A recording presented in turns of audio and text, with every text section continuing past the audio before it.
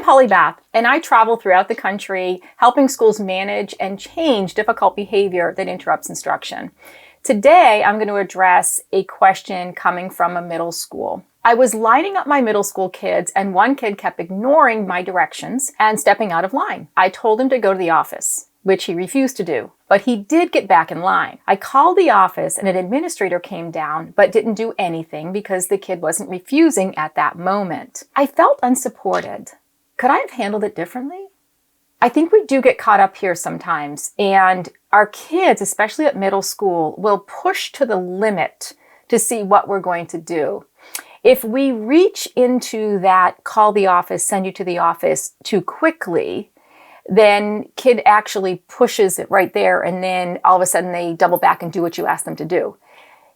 But it already came out of your mouth that you said, go to the office. So I totally understand where the push-pull is there. And so when an administrator comes down because the child refuses, my expectation is the administrator is going to take that child to the office. But then in the administrator's eyes, they weren't there for the event, so they see the child actually doing what you asked them to do. So it is kind of a weird situation. But think about it this way. I don't like to say go to the office when a child doesn't do what I ask them to do immediately. I'll always give that child a little space. So I'll say, hey, get back in line. Child doesn't get back in line. I'm going to give you a little space so that you can correct it yourself.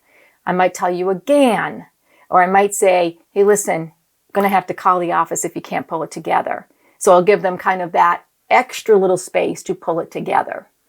So you have to look at it from both lenses. The person who came down to kind of make the child comply didn't see the event. So in their eyes, what's the matter, right? So now we feel unsupported. Makes total sense.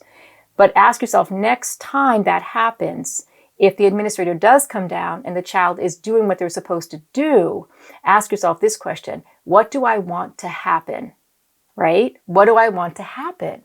Do I want them to do something about it? And do I actually jeopardize having that child behave for me? Because now they're going to behave for the administrator and not me. So it's a tough one. But to end this, the way I would deal with it is if I did make that call, now I've already opened up that gate. So when an administrator does come down, I run the risk that they're going to say to me, everything looks fine to me. And then I'm going to have to be okay with that. So don't call if you don't absolutely need to. If the child doesn't pull it back together and you do have to call, it's usually a case when the child is unraveled even more and has not gotten themselves back where they're supposed to be. I hope that's helpful.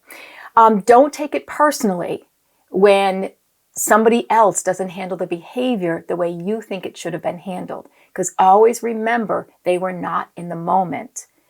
Go have the conversation with them later, and then they may actually pull that child aside and say, hey, look, you need to start following directions, all right? So people don't have to be calling us, because that would be kind of the support that you would need. Don't forget to like, subscribe, hit the bell for notifications, watch these videos. If you've got questions for future videos, include them in the comments below.